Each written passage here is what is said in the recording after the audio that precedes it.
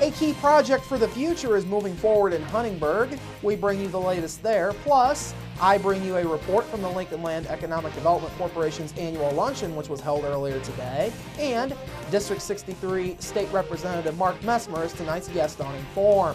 All of that and much more is up next here on the 18 WJTS News.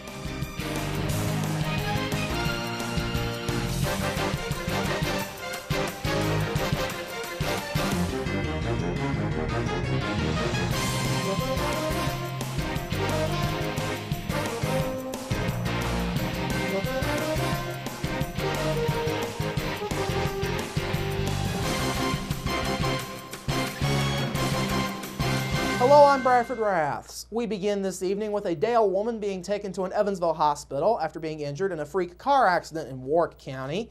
Indiana State Police say 22-year-old Johanna Leslie of Dale was westbound along State Road 68 near North Line Road at about 9:30 Central Time on Wednesday evening when the accident occurred.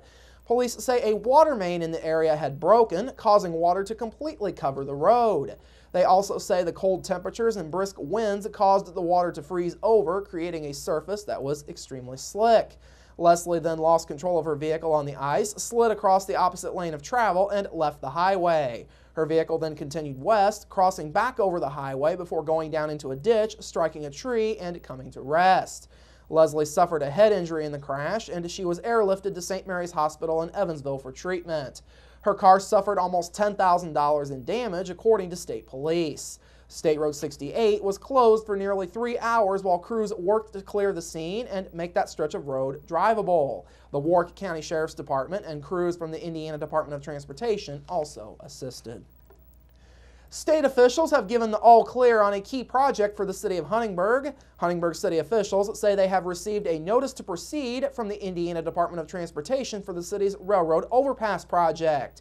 The notice authorizes the city to begin contracting work for preliminary engineering services on the project. The city and Du Bois County have chosen engineering firm DLZ LLC to provide these services. In a news release, Huntingburg Mayor Denny Spinner calls the notice a major step for the railroad overpass, a project that Spinner says will greatly impact the community. He says the city is grateful to the county for partnering with and investing in Huntingburg. Funds were successfully obtained by the city and INDOT to supplement up to 80% of the cost of most design and construction activities. The initial phase of the project will include survey crews collecting land features for the new road. VS Engineering and Brosmer Land Surveying will be assisting DLZ in their efforts. A Jasper resident is set to run for a U.S. congressional seat. Tom Spangler has announced that he will be seeking the Democratic nomination for the Indiana 8th District congressional seat. The seat is currently held by Republican Larry Bucshon of Newburgh. Bucshon has announced his intentions to run for re-election. Spangler is an entrepreneur and he owns LUI Plus, a small business that is focused on the marketing and distribution of high-quality commercial furniture.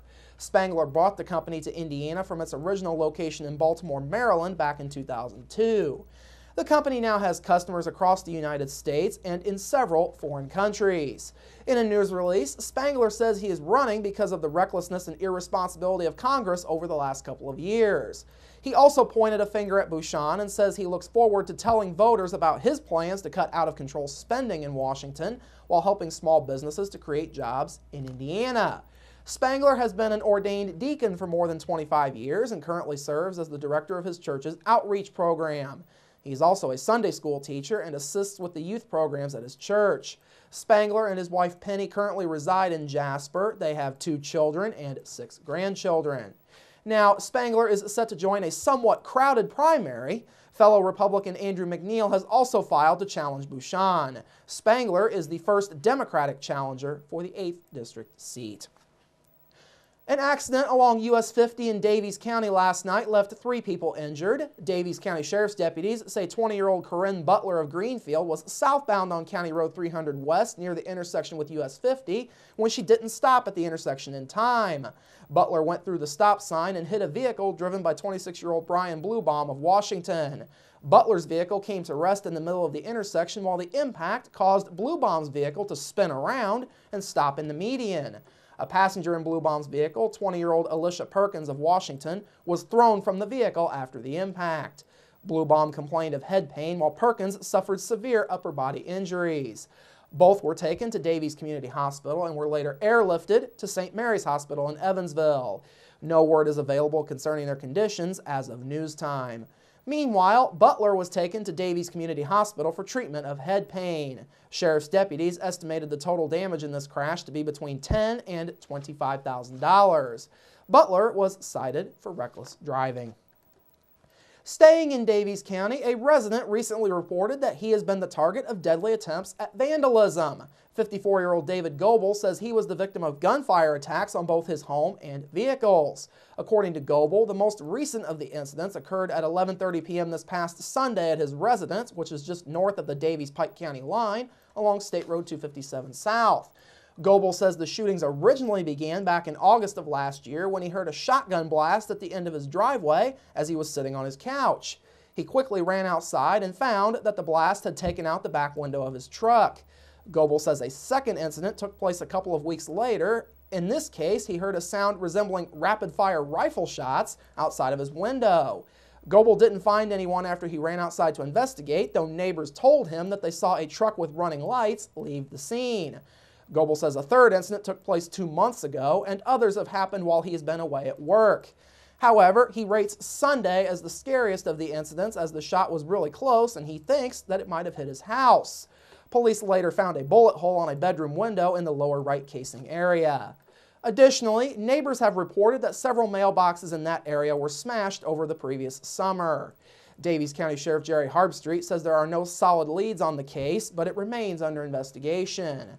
Anyone who has any information is asked to call the Davies County Sheriff's Department at 254-1060 and ask for a detective.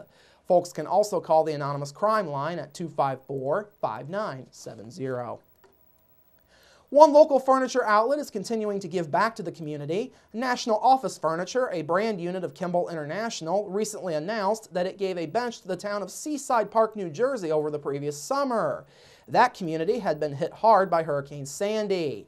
That donation was followed by 3 other benches being given locally. These included one to the park in Celestine, one to Fordsville Elementary School in Kentucky, and a third to the Why We Care Child Development Center in Santa Claus. National Director of Human Resources Angie Kleinhelter says the company's employees truly enjoy giving back to the community. She says the program is part of one known as the Bucket List. That program seeks to give back specifically to places that support children and child development. The Sisters of St. Benedict have been honored with another prestigious award. The sisters were collectively honored with the Holy Family Distinguished Family Award during a ceremony held yesterday morning at Holy Family's morning mass. 21 of the sisters have served as either a teacher or a principal at Holy Family School, and 13 of them were present at yesterday's award presentation. 2 of them, Sister Louise LaRoche and Sister Susan Ann Neckus, currently teach at Holy Family School. Sister LaRoche is a religion teacher, while Sister Neckus teaches music. Now, the sisters are governed by several guiding principles in their work to honor God. These fall into 4 categories: community life, prayer, hospitality, and work. These principles are central to their call as the Sisters of St. Benedict. The sisters originally came to Ferdinand back in 1867. Their mission: fill need and make a positive impact on the lives of folks that had settled in and around Ferdinand, as well as the area as a whole. The sisters have taught in more than 75 schools around the world, and those schools stretch across 12 states in addition to 5 countries. Finally this evening, the beginning of a new year also marks changes in leadership for many area entities, including local economic development groups. I paid a visit to the annual Lincoln Land Economic Development Luncheon earlier today to look back at the year that was and the group's hopes for the future. We are joined by Executive Director Tom Utter to talk about a little bit about the year that was. So Tom, just in general terms, how would you describe 2013 for the LEDC? 2013 has been an amazingly challenging year because of new government regulations, challenges to our power generating community, and the agriculture sector has been facing new challenges. But with this huge $1.2 billion Ohio Valley Resources project, we've had a big breakthrough for the region.